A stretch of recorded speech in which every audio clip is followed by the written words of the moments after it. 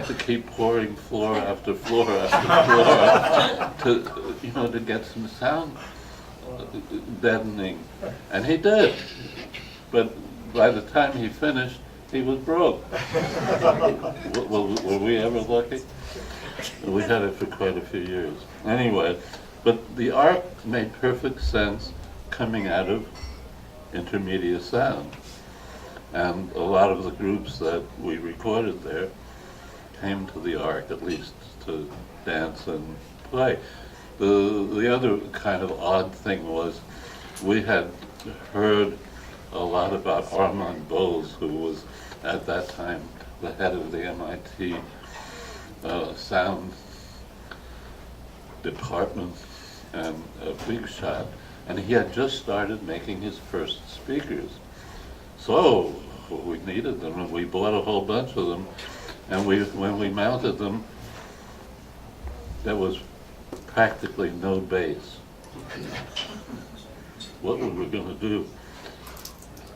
The young guy, Michael, what was the guy's name? Marshall Goldberg. He's coming next week.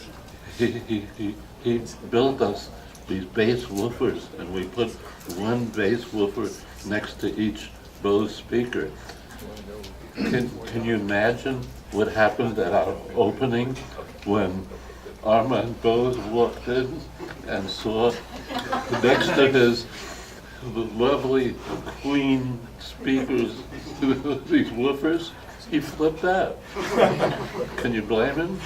He was right, but the kind of sound wasn't the sound that he was thinking of, and we needed that bass to boom along into beat. Anyway, so that's that story.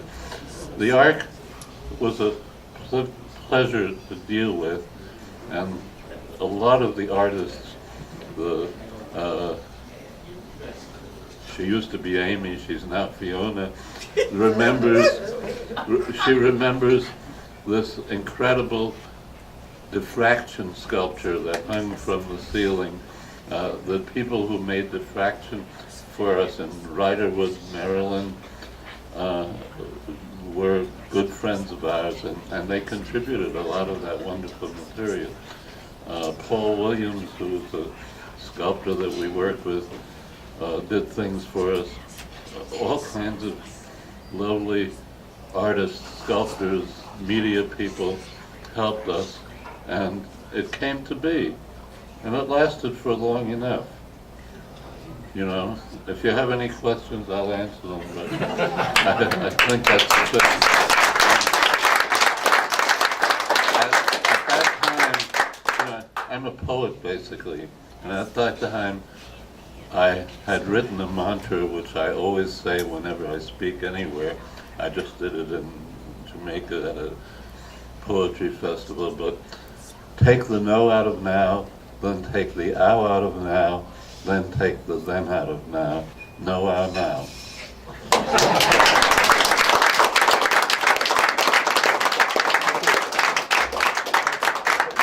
Thank you so much. Those are nice stories. Good job.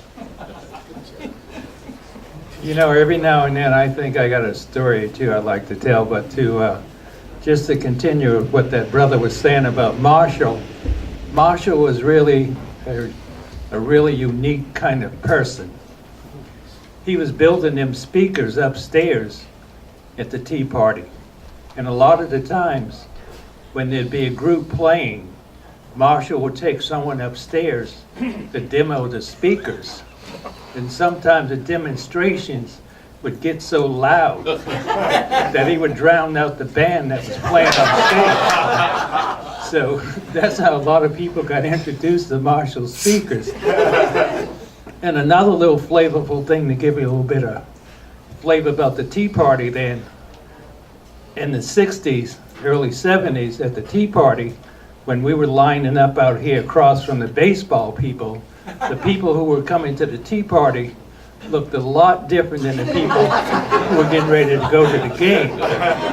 So it was always kind of a crazy thing to see what was going to happen. And there was a couple motorcycle gangs at that time that were around town. One was the Hells Angels, and the other group was the Devil's Disciples. And I knew some of the people that were in the Devil's Disciples.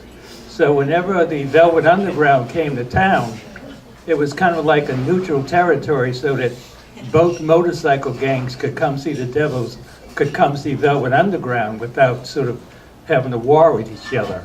You'd have one motorcycle gang line up on one side of the street, and the other gang would line up on the other side of the street. So at intermission, like, because I knew some of the disciples, I said, I'd like to say that the last portion of this show has been brought to you by the Devil's Disciples, those notorious young men on their flying machines. So I walked off stage. One of the Devil's Disciples walked up to me and said, "Did you just say something about the Devil's Disciples, man?" I said, "Yeah." And I repeated what I said. And he took out his pistol. He had a pistol. And he pointed the pistol at me. He said, "If you said anything about my brothers, I'll kill you." So about that same time, one of the other disciples came to him and said, No, he said something really cool about us, man. We really like what you said. And he said, "Hey, Blast, I'm really sorry, but he's been tripping for like 4 days, so he doesn't really know what's going on." So he apologized, and everything was cool. So now I'll tell you one other little quick story, then I'll let Don Law come up here and tell you some stuff too. There was a time where we used to basically have shows on Thursday, Friday, and Saturday, but every now and then on Sunday we'd have a special show with 2 shows on Sunday, and then even every now and then, once in a while, we'd run 7 days a week. So Delaney and Bonnie was supposed to come in on a Sunday for 2 shows, and they had Eric Clapton playing with them at the time, so everyone wanted to see Eric Clapton. So we had Fleetwood Mac that Thursday, Friday, and Saturday. And then we had Joe Wells from the James Gang, who was opening up Monday, Tuesday, and Wednesday. So Eric came in with Delaney and Bonnie, did the first show, and they were all really tired. So they didn't really go down too well the first show. So they said, for people after the second show, anyone wants to come back, they can come back and check it out. So in the meantime, the people left for the first show, and Eric, he didn't have a chance to really get off, so he started playing his guitar by himself. Meantime, Peter Green was checking it out from the side, watching Eric play. So Eric played for a while, then Peter went and got his axe. My man there can tell you about it.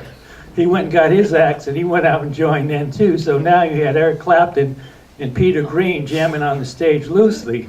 So Joe Walsh was in the meantime, he was checking it out. So at some point, Joe went and got his guitar and he jumped out there. In the meantime, the house opened up, everyone came in and sat down. And so by the time the house had filled up, they looked up and saw that there was people there, and people started clapping, and they just walked off, and I came out and said, just in case you're wondering who you just heard to, you had a combination of Clapton, Welsh, and Green. People really freaked out because they said, wow, man, that was really far out. So anyway, that's just a little story about the history of this club. So I'll let my man Don come up here and tell you a little bit more. Thank you.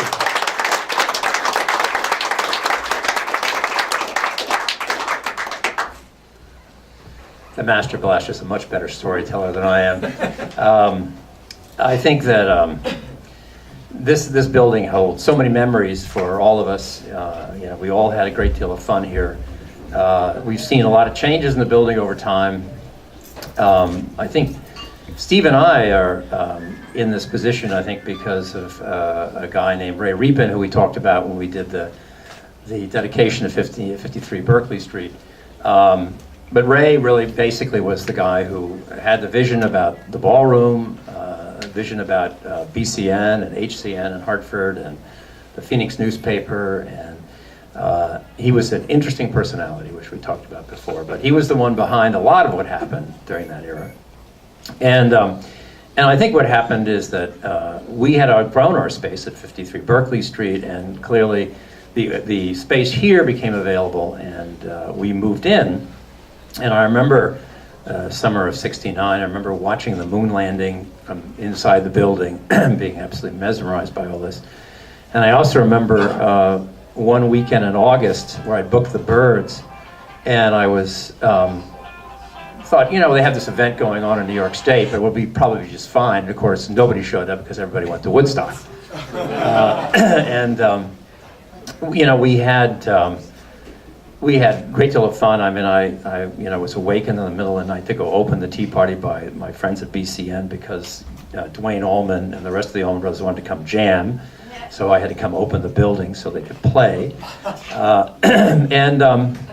The remarkable thing, I think, about the ballroom era here in Boston was it was really just 4 years long, which is kind of interesting. And that's probably about what it was in most cities.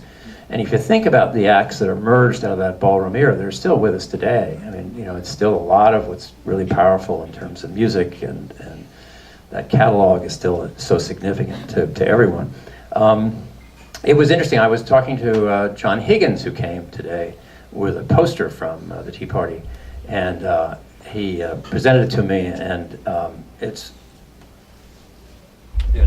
Elton John playing here in October of 1970, and it's his first tour, and I think he did this after playing the Playboy Club in New York and the Troubadour in Los Angeles, and I think we played all 3 nights for a third of a house, and we lost our shirt. Nobody cared to see Elton John here first time, which was not unusual, you know, for us to play somebody early in the mix. But it was a great room, and it worked so many times. There were so many. We played the Grateful Dead so often, Velvet Underground. There were so many great memories. And then the interesting thing about it is that after the Tea Party closed, it turned into a disco. It was like, I think Boston, I don't know what the sequence was, Boston Metro. And there was a young guy who was managing it who had run a ballroom in Nantasket Beach, and he wanted to buy Boston. So a bunch of us got together and backed this guy named Pat Lyons. And the idea was not so much that we wanted to do the dance part, we wanted to do the talent. So we stayed in the deal all those years where we did the talent part, which became, you know, Avalon, and it was Metro, and it was Spit, and it was a variety of different names over the years. And I was also around when Isaac Tigret came to town in Huey Long's railroad car that he pulled up to South Station in, and marched over to Harvard and said, "Harvard, you should back my new venture called House of Blues." And they obviously, and he was talking to the Harvard Foundation, and he said, "What I'm going to do here is I'm going to make this culturally significant art form available to a larger segment, and I'm going to basically do an educational piece to young people in the inner city." And what happened, of course, is he opened up a 200-seat room in Harvard Square that had no chance of survival, and eventually went on to build other rooms elsewhere. And Isaac is a brilliant guy. He's also the guy who started Hard Rock Cafe. He has a heart of gold. And the interesting thing about that is that that foundation actually still continues, and we do 35 a year for inner city kids who come in school buses. And Ernie Bach Jr. actually is part of the sponsor to make that all possible. So and helping the Blues Forum and continuing to expand that is still very much alive, etc. And the room has worked incredibly well, and in fact this has the highest attendance of any club in America. But you think about it, this goes back to, was it 68 when they first started? Was it in the Ark? Was that the first year? January 69. 69. The Spirit. Spirit, okay. So that's a long time for this building to go through a lot of very successful, and of course, you know, it's not a logical place to have a venue, the backside of a ballpark with a location where there's no street traffic in the wintertime whatsoever. I found it amusing listening to the story about the audiences in the 60s here, ball fans. We will have a similar problem now on Saturday nights when we have gay night and baseball crowds. The dresses don't go over very well. But I think that coming back to the recognizing the building, you know, it's been a terribly important icon for so many different kinds of musical, you know, formats, and it's been, you know, it's terrific that Steve Nelson and the rest of your board has finally done something, and we're very appreciative of the fact that something's going to happen. So thank you.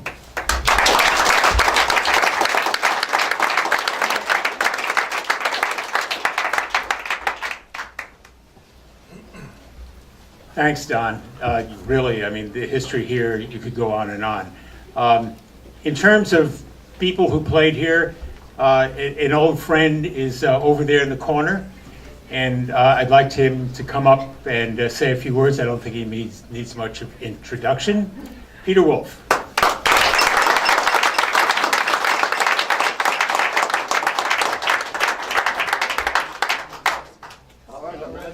You have to introduce me.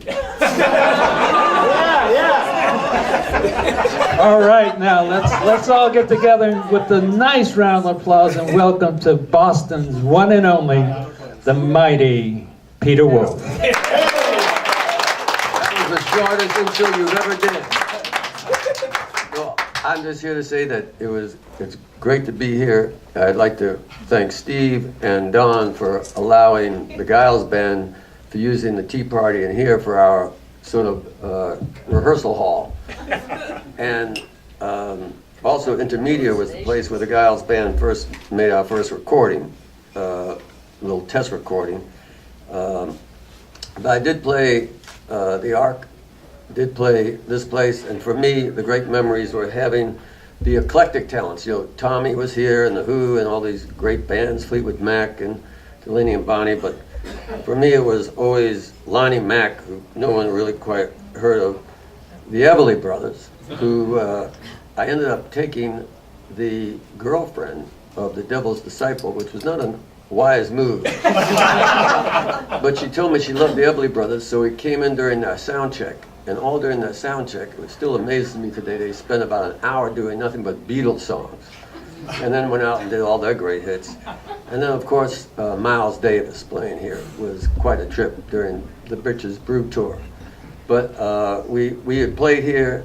It's great to see this plaque is well deserved because this was a home to so many musicians in town and out. So it's great to see the Blaster, great to see Steve, my old friend Don Law, and even Dr. Beaver's here in the early part of the day. So thank you.